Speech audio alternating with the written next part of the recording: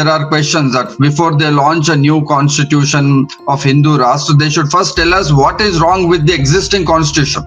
Only when we know what is wrong with the existing constitution, one can then evaluate on those parameters why we need an alternative constitution. So this is the debate. I think it is very, very clear that it's a Manusmriti that is of reordering on the basis of Vedic Brahmanical thought of segregated existence of people into 4 varnas. They may not say it in so many ways, but that is at the heart of it. And the ridiculous part of it is that on one hand they say that it is based on Manusmriti. On the other hand, one of the provisions of the constitution says we will abolish caste. Absolutely, there is no two ways, that BJP and RSS are squarely behind this exercise. It has happened repeatedly. The RSS has been giving these calls of changing constitution since 1960s. Even in 1950s, when constitution was inaugurated, Golwalkar and Savarkar said this is a Western borrowed constitution. So this idea of revising the constitution under Mr. Vajpayee's regime, they had Justice Venkateshalaya committee to revise constitution. So if you see, there is a wrong history since 1950s. There is a history to revise constitution directly involving RSS and BJP. There is nothing outlandish. There is nothing creative. These are all ideas being globally debated in the turn of populist turn to politics, where the people are reimagining democracies all over the world in terms of direct democracy. There is a crisis, genuine crisis of representation in liberal democracies all over the world. That one cannot define. That one has to debate in a separate manner. So none of these ideas are original. I don't think the sadhus will even have access to some of these ideas. Obviously, somebody is sitting and giving them these ideas of recall. I don't think they have. I cannot even fathom them thinking in terms of recall and 50. They are nowhere. They are very removed from this kind of social dialogue and social awareness.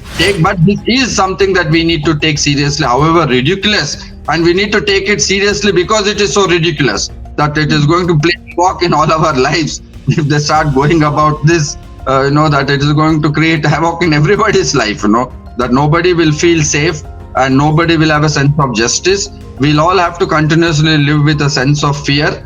Therefore, and I think last 10 years, Neelu, of this regime is a clear example of this, that Muslims have been target that is clearly visible. But I want to ask this question: where is the empowered Hindu? Are Hindus feeling empowered, fearless, confident, outspoken? Hello and a warm welcome to HW News Network, your one-stop show, truth be told, for some engaging and thought-provoking conversations.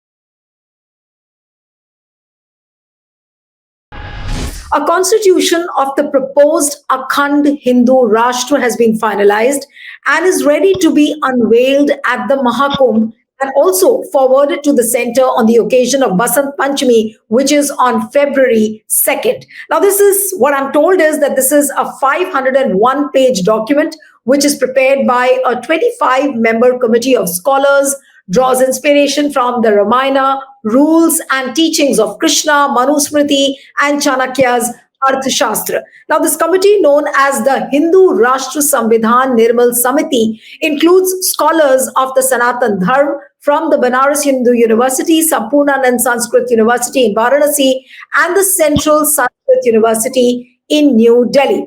Now, the little details which are coming out of this committee which has been formed, and if you look at the broader points of view, coming from this particular constitution, just a few pointers to share with the viewers: that there would be a harsh punishment for theft, the tax system would be changed, and there won't be any tax on agriculture. Then the constitution, this Hindu Rashtra constitution, proposes a unicameral legislature which is going to be called the Hindu Dharma Parliament, whose members would be called Dharmik Sansads. Now, the minimum voting age, according to this constitution of the Hindu Rashtra, has been fixed at 16 years, and only those belonging to the Sanatan Dharma will be allowed to contest elections. And the Rashtra Dhyaksha, the chief of the country, would be chosen by three-fourths of the elected members of the legislature. Now, all these things, when various news websites tried to catch up with a few sadhus who were the brains behind this committee, they, off the record, said that this may sound ridiculous at the moment, but this is how an issue is brought into the public debate and eventually implemented. So I thought that this is a topic which needs to be discussed at this point of time when we are talking of the constitution which was framed by Ambedkar, which talks about democracy, which talks about secularism, which talks about inclusivity. And here you have a constitution of the Hindu Rashtra. So joining me now this evening is Professor Ajay Gudavarthy, who's a scholar, a scholar, academician, author, and somebody who's written widely on this particular subject. He speaks a lot on this issue. Thank you so much, Professor Ajay Gudavarthy, for joining on HW News. It's wonderful to have you on the program. And what would you really say, looking at the broad contours of this constitution of the Hindu Rashtra? What does it reflect to you as a person?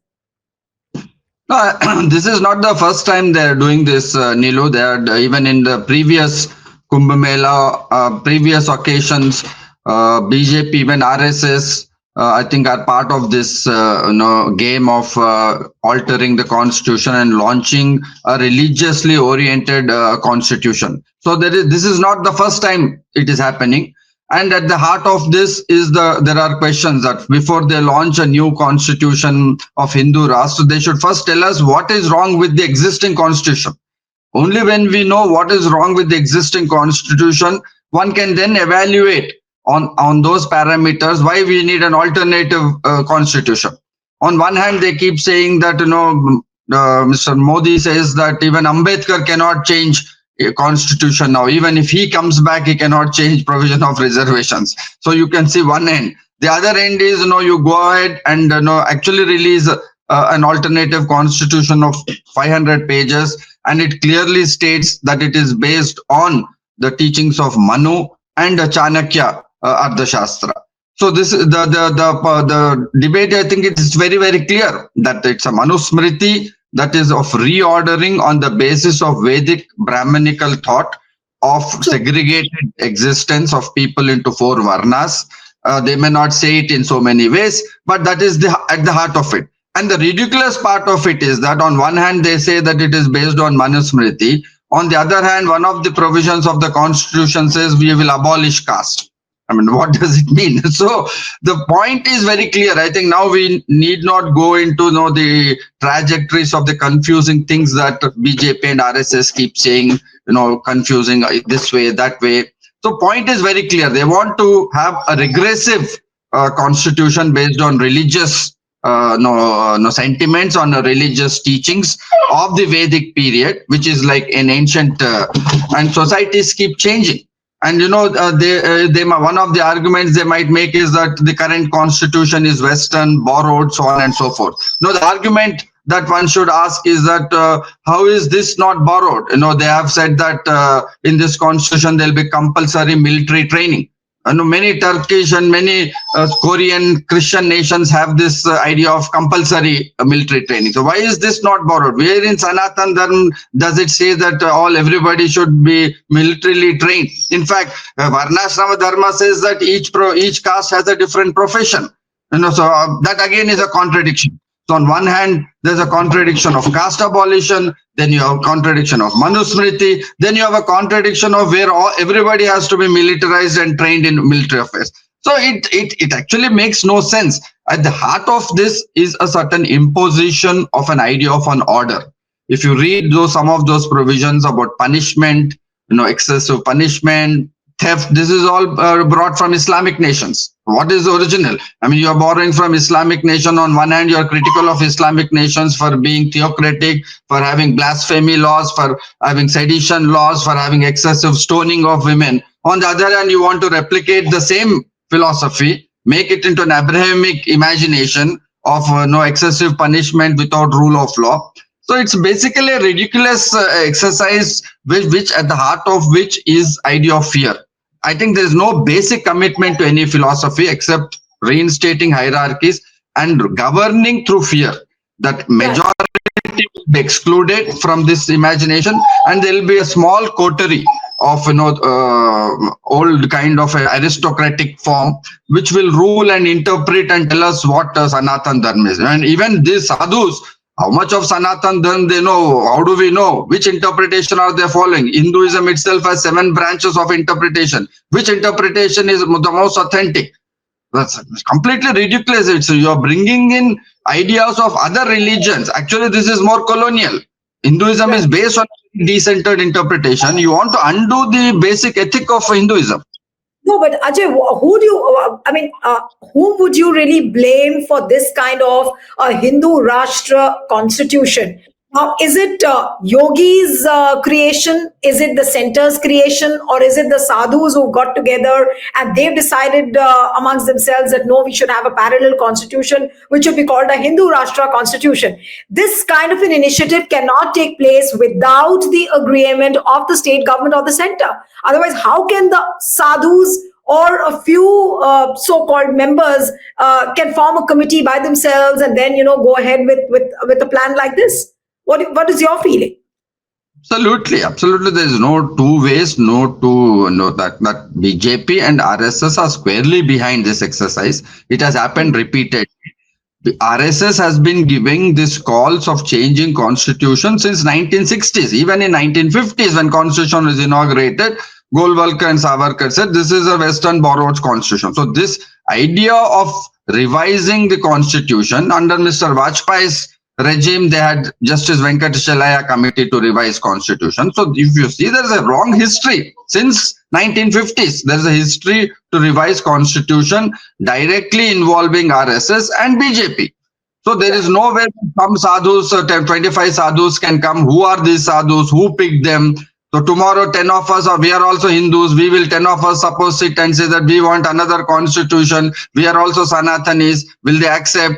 Wow, what is the authenticity of this exercise of some private citizens just sitting and saying that we are declaring an alternative constitution? I mean, this is just breaking a sense of rule of law. I mean, creating a absolute anarchy where anybody can come and speak anything that is ridiculous, and saying that 1/3, 15% of your population will be disenfranchised. And on what basis are they going to be disenfranchised? Where is the legal locus standi of these sadhus? And who is authentic Sanatan? We are all Hindus practicing, whether we like it or not. We are born Hindus, we are all practicing. So who would define that somebody has more right than us to define? Yeah, Ajay, but in fact, I want to share some more interesting ideas which are coming out of this constitution. Now, say, for example, as I told you, that the right to contest will be under the constitution of the Hindu Rashtra, but and of course the followers of the Sanatan Dharma to have the right to contest, but only the followers of the religions of the Indian subcontinent, which is Jainism, Sikhism, Buddhism, would be allowed to vote in the polls. Now, this is another new point which is coming up. Then the members of the Dharma Sansad, or the parliament as they call, would be entitled only to constituency allowance, simple security, and a vehicle.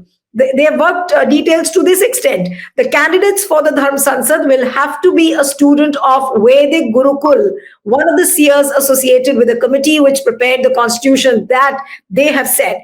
Then the constitution of the Hindu Rashtra also has the provision for right to recall.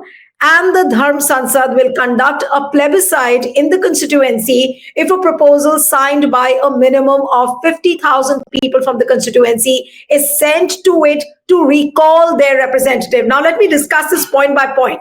First, let's begin with the right to recall. Ajay, what would you really say? I mean, very outlandish ideas, or would you say these are some of the out-of-the-box ideas really coming out of this Sanatan Dharma, the Sansad which is happening? There's nothing outlandish. There's nothing creative. These are all ideas being globally debated in the turn of populist turn to politics, where the people are reimagining democracies all over the world in terms of direct democracy. There is a crisis, genuine crisis of representation in liberal democracies all over the world. That one cannot define. That one has to debate in a separate manner. So none of these ideas are original. I don't think the sadhus will even have access to some of these ideas. Obviously, somebody is sitting and giving them these ideas of recall. I don't think they have. I cannot even fathom them thinking in terms of recall and 50. They are nowhere. They are very removed from this kind of social dialogue and social awareness. So to just think that they come up with this kind of a constitution, sadhus are just a face of it. So there is direct democracy, recall, 50,000, have to sign. All these are popular sentiments at the moment where people are unhappy with the current representation. People are unhappy essentially with the social economic policies. Extremely, that's one way ruling elite have found is to come up with bizarre ideas. So here you are talking of Akhand Bharat. There, Mr. Trump, their colonial cousin, is talking of annexing Greenland, annexing Canada. He is also talking of Akhand America. So where will this end? You don't want other religious people to continue to have. You want to disenfranchise them. What happens if Trump tomorrow declares that only Christians belong to America, and here you take pride that largest temple in the world exists in San Francisco? And here, what happens if Trump declares that all non-Christians should be thrown out of the country, and will NRIs approve of it? So, we are in a modern, complex societies where societies have become cosmopolitan. Societies are completely intermixed. You cannot draw it back to an authentic, one population. If every country, imagine, starts doing this, is this sustainable? If you just imagine in the context of India, we can free the Hindu supremacist, we are the supreme. So that will have consequences. If suppose Saudi Arabia decides all non-Muslims should be. Ajay, you're talking about that whether this model will sustain or not. I'm pretty sure that these people who are the creators of this Hindu Rashtra constitution, they are not thinking in terms of sustainability. But I come to some more points which are trickling down from this 501-page document. Now, just hear me out on this. The constitution provides for implementation of the Hindu judicial system. Everyone will be guaranteed quick justice. The punishment will be aimed at reforming the person. Those leveling false allegations will be punished. Now, the ancient Vedic Gurukul system of education will be followed in the country, and all the English medium schools will be converted to Gurukuls. Now, can you imagine that all the English medium schools will be converted to Gurukuls? All the madrasas being run with the help of state financial support will be closed. The constitution provides for monogamy, and the caste system will be abolished. The joint family system will be encouraged. Now, how on earth, Ajay, is all this going to be implemented, or this is just a trial balloon which is being floated in different directions just to test as to what kind of reactions come for this? I think at the essence of it, they will go ahead if they really have the majority. They would want to have some kind of a Hindu Sanatan system where Hindu symbolism will exist. But what does it mean? This kind of rule, where somebody making a false complaint will be punished. So that is there even in modern law. What is so big about it? No, this is all playing up on fear and anxieties. This idea, especially this idea that false complaints will be this. If you see in the last few years, they have done a run up to this by projecting women who are unkind to men, Dalits who make false complaints against Brahmins. So it is all about upturning a judicial rule of law system where you have identified certain social groups could be vulnerable, whether it is on caste lines, whether it is gender, whether it's religious lines. You do not want to accept that. No. Who would encourage a false complaint? Obviously, the rule of law itself means that there should not be a false complaint. But the point is, you need a procedure, you need evidence, you need extreme long trials to understand what is a false complaint, what is a genuine complaint. Who will sit and decide suddenly? So all modern constitutions and evidence acts are all based on this principle. So what is new in saying that false complaints will not be, others will be punished? No, conviction rate should improve, but that is based on evidence. So who will sit and decide? This entire idea of deciding certain interpretations is a complex business. So they are trying to simplify that and see that some authentic 10 Hindu Sansads sitting above, like the old system, will decide. So this is, on one hand, you are critical of madrasas for teaching unscientific, pre-modern education. So how is this different? You want Gurukuls. Gurukuls would mean what? Guru Shishya Parampara. Students today are raising such important questions. Do you want hierarchical relations back? So this is all ridiculous. I mean, it only point, Neelu, is that modern institutions are in crisis. Modern institutions are unable to cater to modern that complexity, because modern institutions in modern democracies have given a bottom-up fillip to marginalized communities. Many of them are now being included, and that is bringing a certain kind of a complexity that will need a different kind of a debate. How should that new context of OBCs, Dalits coming in bigger numbers? Ajay, what's worrying is that how does a common man understand this 501-page document? Are there reasons enough to worry? And as what you said, that a lot of people will be disenfranchised. I mean, what does it go to show? That will people, many, like crores of people will lose their right to vote? Will they lose the right to contest? What happens? Like, what is the scariest thing which you see out of this document? That's absolutely. I think CA NRC was the beginning of the process of disenfranchisement of Muslims.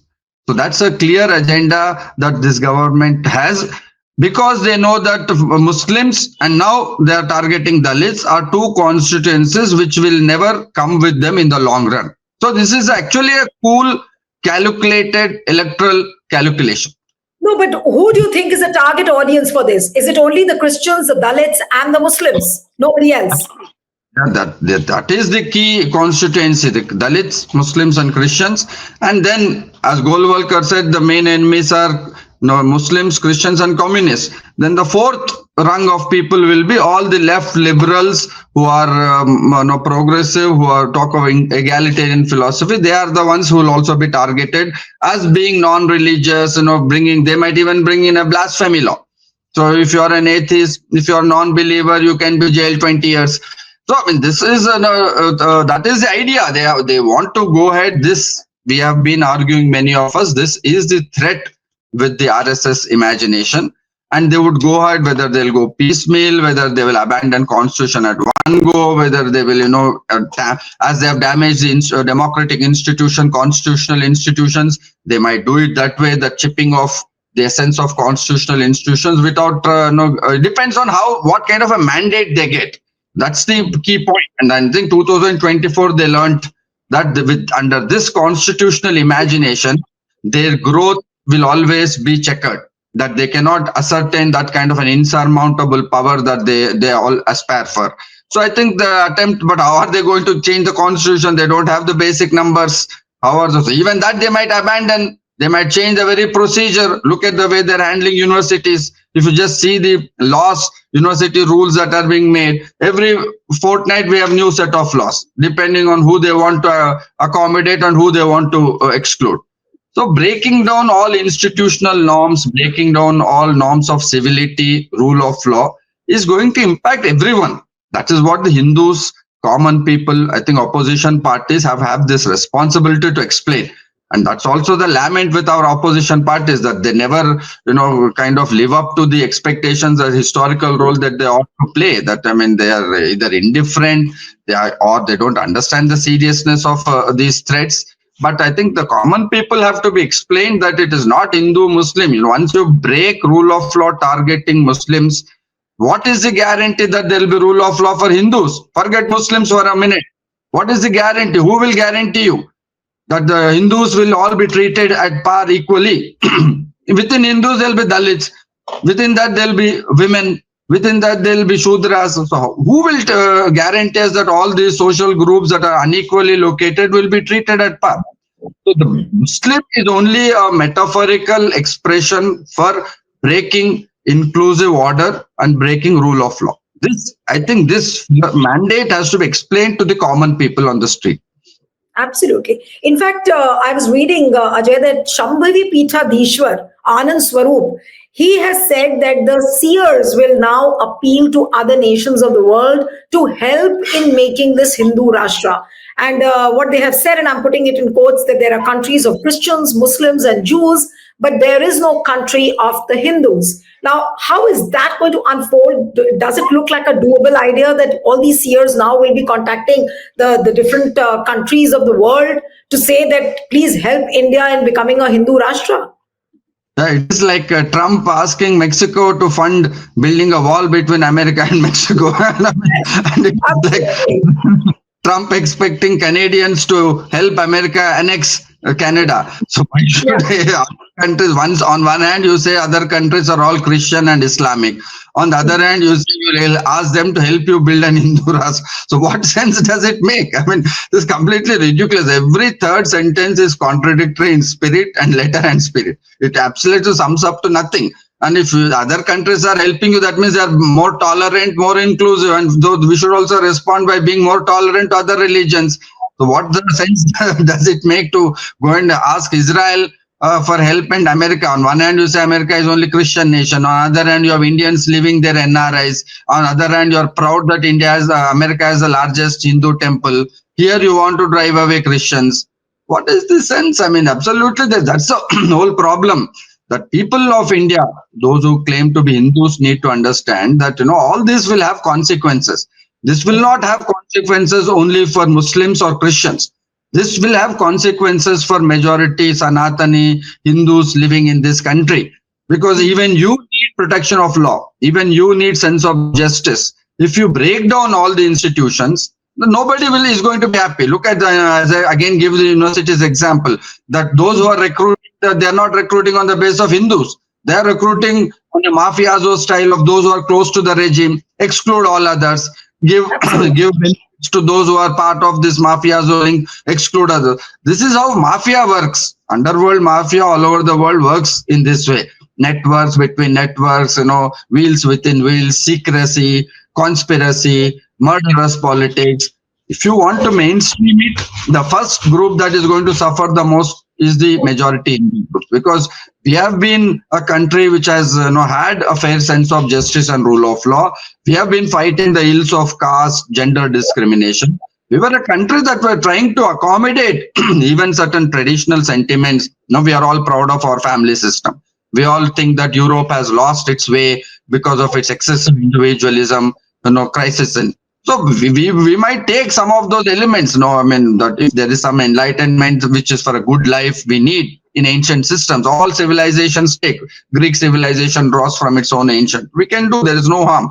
But to take that as a ruse to completely destroy all modern sensibilities, is nothing but a consolidation of power for a small aristocratic group which seems to have an insatiable hunger for power beyond all means. One last question, Ajay, and then I'll wind up the interview. That why choose Maha Kumbh for this event, and especially a day like Basant Panchami? They are coming out with a proper document. They'll unveil the constitution and the document, and then they will recommend it to the center. Now, is it all about optics? Or is it about the far-fetched intentions of the government that look, now government has a blueprint and whenever the government wants, it'll execute it? I think two things. Kumbh Mela, I think one, obviously, the obvious reason is the religious connotation, religious symbolism that exists. Two is, I think, the muscular demonstration of numbers. The crores of people congregating by default, which mean that all those crores who have come to take the dip, by default consent, at least as optics of it, consent to this kind of an imagination of a constitution. That confusion they might create. So that's the immediate context in which why they often choose Kumbh Mela to kind of launch this idea. And this is a process of normalization. RSS has a standard strategy on anything. On reservations, they will have a long yes, no, no, yes. So there is a process of normalization they initiate to create a public consent for ideas which at the beginning people think they're absurd and ridiculous. So over a period of time, decades, if you keep bouncing those ideas, they feel that gradually at least they get a bit normalized, and then they can push for it in whatever form that it might eventually take. But this is something that we need to take seriously, however ridiculous, and we need to take it seriously because it is so ridiculous that it is going to play havoc in all our lives. If they start going about this, that it is going to create havoc in everybody's life, that nobody will feel safe and nobody will have a sense of justice. We'll all have to continuously live with a sense of fear. Therefore, and I think last 10 years, Neelu, of this regime is a clear example of this, that Muslims have been target that is clearly visible. But I want to ask this question: where is the empowered Hindu? Are Hindus feeling empowered, fearless, confident, outspoken? On the contrary, I see that prior to 2014, Hindus used to speak very openly. They were very critical of political regimes. They were critical of prime ministers. They were critical of. And last 10 years, we have all been living in some kind of fear that nobody can speak. Media is completely regulated. Nobody can be critical of the prime minister. Prime minister is the nation. So, I mean, in this, how can you produce an empowered Hindu? Only you can produce an obedient and a blind supporter of the regime. And that is not healthy. That's not healthy, not only for political democracy, that is not healthy for even our personal lives. If we lose that sense of justice, that will also reflect. Why should we be fair to our own loved ones? We can be same unfairness we will justify. If you are unfair to somebody, rejoice somebody's suffering and death, that kind of a psyche will walk into families also. So what is the point in saying we'll have a joint family system? If people start quarreling in joint family, what is the great thing about joint family system? So it is about ethics of justice, which I think are completely being ruined with this imagination. And opposition parties, social activists, we should take it to Hindus and explain it to Hindus that it is not in there. It's not about Hindu Muslim. My problem with many of my progressive secular friends is they will immediately jump about saying this is anti-Muslim. And if you bifurcate it and simply keep talking about Muslims, then there is an automatic Hindu consolidation. Instead, our discourse should be that it is neither in the favor of Muslims nor in the favor of religious minorities. Absolutely. Absolutely. Right. Thank you so much, Ajay, for joining on HW. Thank you very much. Stay ahead with our cutting-edge news app. Instantly access the latest shorts in just 1 minute and breaking news in just 50 words.